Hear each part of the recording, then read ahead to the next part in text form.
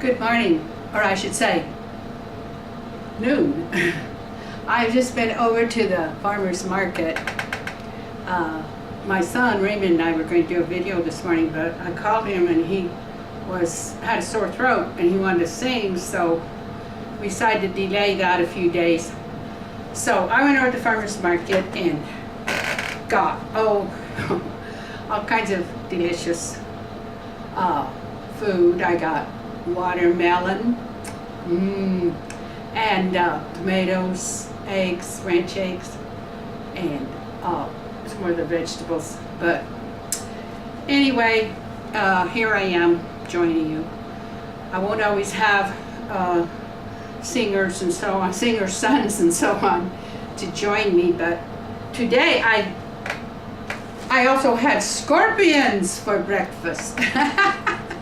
This is Janet Brewer's book, just out to the library. I stopped by the library, was it yesterday? Yes, yesterday, and there it was, so I brought it home. And I really think the governor has written an account of the problems she's faced in Arizona, mainly with illegal immigration, that is even-handed. It's not overly emotional. She's just matter of fact. So I think this book I think that Janet Brewer has done a good job of presenting the problems to the nation at large in a book. So I recommend this book. Sarah Palin does the preface for her, and Janet Brewer is more matter of fact than Sarah Palin. So she doesn't lend herself to ridicule, or the comics can't quite, go after her as they have done Sarah Palin, because she's just more laid back, and I think that is good because of the immigration problems. And when SB 1070 came out, she tells in this book what a nightmare it was to be governor and have the protesters out in front posting all sorts of names, calling her names. She's called horrible names, worst you can imagine, by those who were upset by it. And since then we've gone through a lot, but all of this, the stories she talks about in this book, have been in the news here in Arizona for months, and I've talked about some of them. So a lot of the material in this book is familiar to me because it happened here, and I was reading about it all the time. And so, but she summed it all up. There was one story where she was telling that originally San Diego was a big area where illegals crossed. And I remembered this because at night, when night would fall, the illegals would all make a big run across this big highway and get on the other side. And I recall them printing that in the news and saying, and finally San Diego got tired of it. They just couldn't stand this anymore. So they built a big fence that stopped that kind of running across the highway cold. And then on the other side, she said, Texas worked harder to contain, and so Arizona became the funnel, the place, because the desert was too big to get that kind of fence up cheaply at all, and so they came through Arizona. And she mentioned a word of caution. She said, I don't think that law enforcement in Arizona has stopped illegals from crossing nearly like the recession. So she's worried that when the recession starts to lift and there are more jobs here, Mexican poor people in Mexico will do the same thing as they've always done. They will cross no matter what to get to jobs. And so she said she doesn't believe that Arizona's immigration problems are over. they're just sort of taking a lull because of the recession here. So I kind of set me up, and I thought, oh dear, because it was really quite dismaying to see videos and all sorts of things taken showing illegals just crossing the border like crazy, coming up through the desert, walking through. It was, and you thought, and I lived in the Mexican side, and I know what she's talking about, that when they got up here, they melted into poor Mexican communities, and they were besieged, and they weren't going to say anything because a lot of their people had come from Mexico directly, and so that was the place to come to get help, to get a friendly person. They certainly weren't going to go to the white neighborhoods, but the whites encountered them through crime, through the drug wars, and through the coyote house, the houses where the coyotes would drop houses became a way that illegals would cross.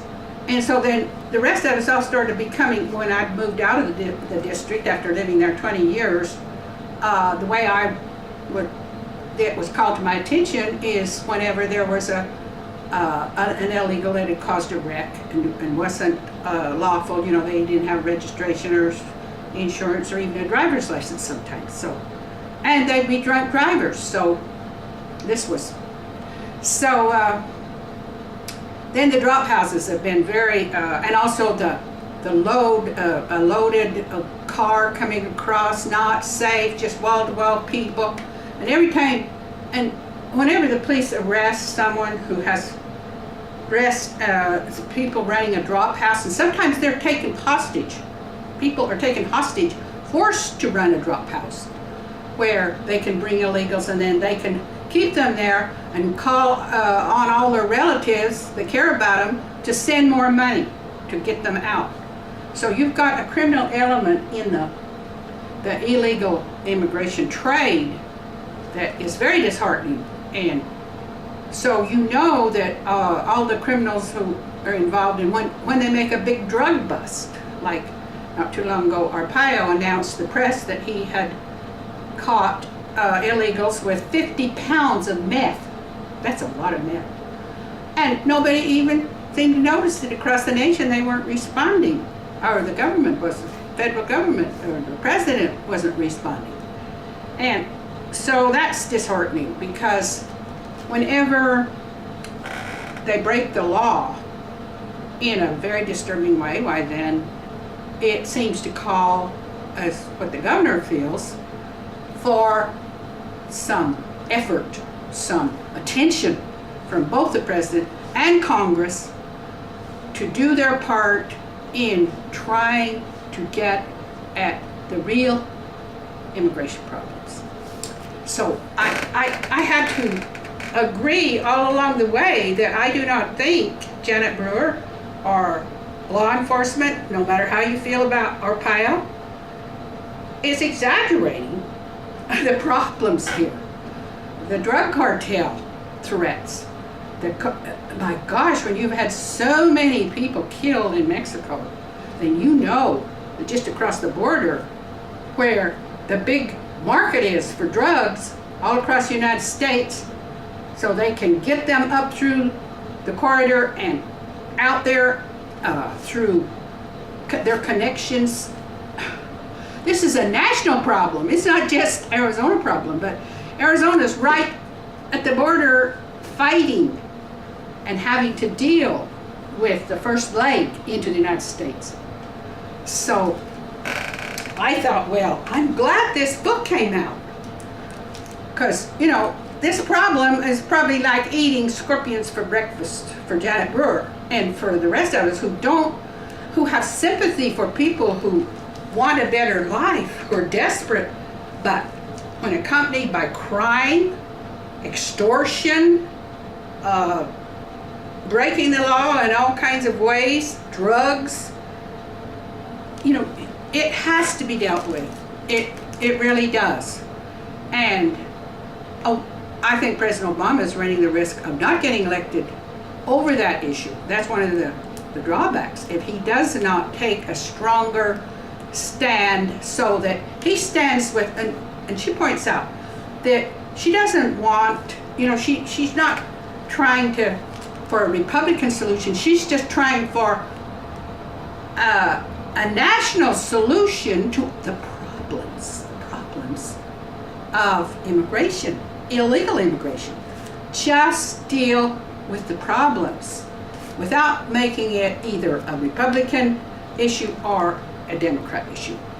Because too much of the time we have the Democrats sort of trying to imply that we're not being charitable or fair to illegals. And of course, illegals would be inclined to think that when they feel under pressure, naturally, when there's a crackdown, because of the problems, all illegals are going to feel, even though those who are not committing crimes, but they're still here illegally, so that is a crime. So it's just not a happy thing to have to deal with. It's just not. But like she said, the harder it is,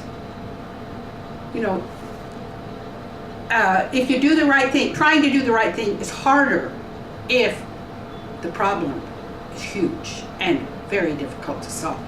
And so people's tempers fly here.